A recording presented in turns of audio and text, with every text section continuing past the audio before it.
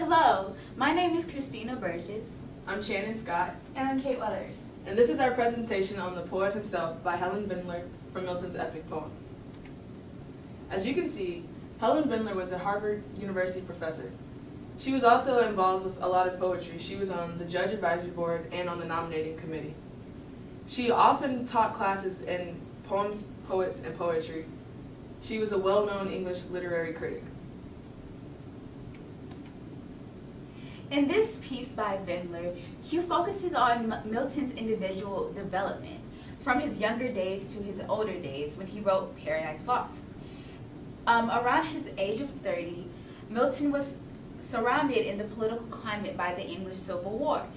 Milton was in favor of the Cromwell government that was the Republic government trying to overthrow the monarch of Charles I. He was characterized as having much hatred for his political enemies, and in the piece, Bindler writes, he imagined his enemies finally consigned to hell where they would be tormented in the most savage manner. And she follows this progression in Milton's age to when he was around 50 when he wrote Paradise Lost, and how he realized his prideful flaws and his sinful nature of his younger days. And in this realization, he recognized fate, God's foreknowledge, and mankind's use of free will. Bindler also describes Paradise Lost as a meditation on the aftermath.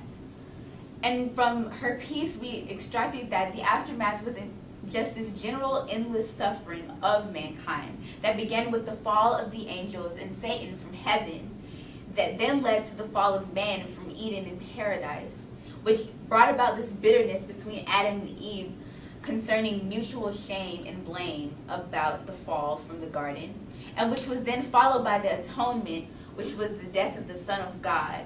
And this was proved to be the most profound consequence of the fall of man. But as this aftermath, we have two aspects of the aftermath, which is one of purification based upon self-condemnation because of reflection and acknowledgement of mankind's sinful nature. And then we have the redeeming aftermath, which was due to man's transgression, caused both punishment and an alleviation for that punishment. And in that alleviation was the atonement, which means that ultimately the fall of mankind brought closer relations between the creation and the Creator. Bindler makes the claim that Milton is very godlike, as she quotes Milton's godlike ambition to know all of space and span of time. In her critique, she writes that Milton has this sense of omnipresence. At any point in the story, he could tell it forwards and backwards, and he talks from God's point of view on multiple occasions. But she makes a major contradicting point of saying Milton thinks of himself as a sinner rather than a man. Being godlike and existing as a sinner rather than a man cannot coexist at once. This point of Milton existing as a sinner rather than a man helps explain his progression as an author, which Kate will be getting into later. Milton's main goal is for us to learn more about the human experience. This can be shown by the fall of the angels, the fall of man, even the purest of beings sin, and that is Milton's goal, is to show us this through his poem. So as Janet was talking about, there is definitely this progression of Milton that is portrayed in this article. So the first one is that Milton is very godlike. Milton believes that he is all-powerful, he is not a sinner himself, that he knows the future, he knows the past, not everything is happening at once to him. And that because he's human, he is a sinner. But he's not a sinner because of things that he'd done himself. He's a sinner because of the fall of man and because of what Adam and Eve had originally done to all of mankind. However, Milton does have this hatred towards others. In his excerpt from Of Reformation, which is another one of his works from his earlier years, he says, "But they, after a shameful end in this life which God granted them, shall be thrown down eternally into the darkest and deepest gulfs of hell."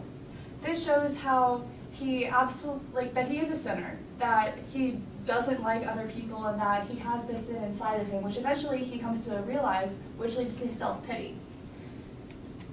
Which it can be shown in Paradise Lost in Book 2, when he states, "Others apart sat on a hill retired, in thoughts more elevate and reasoned high of province, foreknowledge, will, and fate, fixed fate, free will, foreknowledge, absolute, and found no end, in wandering mazes lost.